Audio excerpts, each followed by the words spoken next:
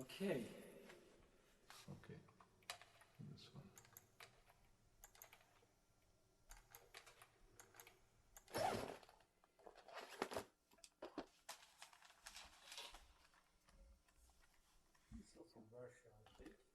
All right. Okay. Are you ready? All right. So we're ready here, and we're recording take 1, Allegro.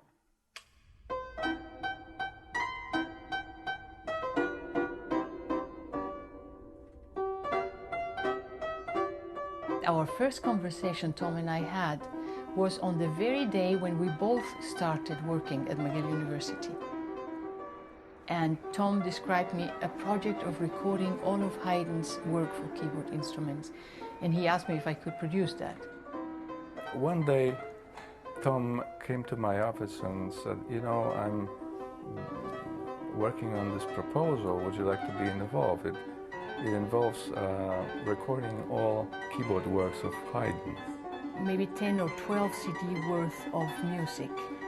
For me, the breakthrough was when I started conceiving of this thing as 10 different programs. They're centered around one instrument, they're centered around a certain type of room that matches the instrument, and also they bring about a certain type of rhetoric, you know, a certain circumstance. Is it Haydn playing? Is it a pupil of his playing? Is it them having a lesson? Is it Haydn delivering something to his prince, etc.? So there's a story behind each of these programs. When he described it to me, it sounded, from the logistics point of view of a recording, it sounded almost impossible. 14 hours of music.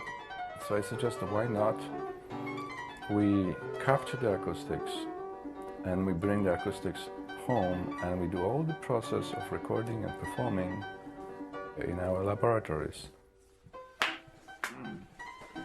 Welcome to the dome. So that's it. This is it. Yeah. Oh wow. There's not much happening though. Very dry. No, totally dry acoustically. The technology is complex, but the idea is very simple. We go to Europe, we make acoustical measurements, so acoustical maps or digital profiles of every room where Haydn performed his music or where his music would have been played. Exactly. And we come here and we digitally reconstruct these rooms for you. I want to have a very rich, very full, complete sound of the instrument. And for that purpose I want to place various layers of microphones around the instrument. Right. But if we have the loudspeakers giving back the room impression, then that's going to interfere with the recording of here. Unless, what about using headphones? Can I trust that I'm Yes. really hearing the actual room? Yeah, certainly. You will still be able to play the room in the same way. If that's what it takes, then I'm definitely willing to try.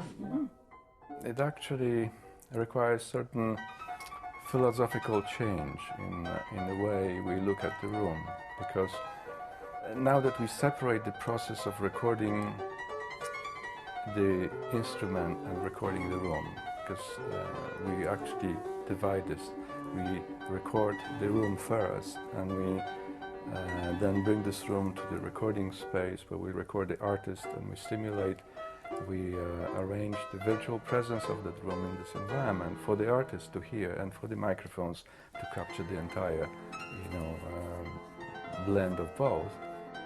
The days of one piano fits all are over. I play on a clavichord, a Viennese harpsichord, a French harpsichord, a Viennese square piano, a Viennese grand forte piano, as an earlier version and in its later form, and an English grand piano, which would be the closest to what is now known to be the modern piano. And we've used the following rooms: Haydn's study in Eisenstadt, another room, also from his house, the salon of the Esterházy Palace, which is also in Eisenstadt, then in Vertöd in Esterháza, the music room, as well as the magnificent ceremonial room. Then we went to Vienna, a Prunkraum, from the Albertina, and from Palais Lobkowitz, the Festsaal. And then to Oxford, the famous Holywell Music Room, and finally here back home in Montreal, the Salle de Nantes of the Chateau Ramsay. I made a list actually about which disciplines are involved in this Haydn project, and I came up with something like 22 different disciplines. Let me just start just saying a few. Impressive. For instance, of course, music performance, making of instruments, acoustics, psychoacoustics, historical performance, recording, editing, mixing, the virtual acoustics, history, Instrument building, maintenance. Social history, musicology, theory, analysis, yes. It's a lot of extra elements that play a very important role that make a project like this much more. In Haydn's day, if you talk about keyboard music, it would have included songs. It would have included accompanied keyboard music, trios, violin sonatas. They would all be under the umbrella of keyboard music. In my case, it's the complete solo keyboard.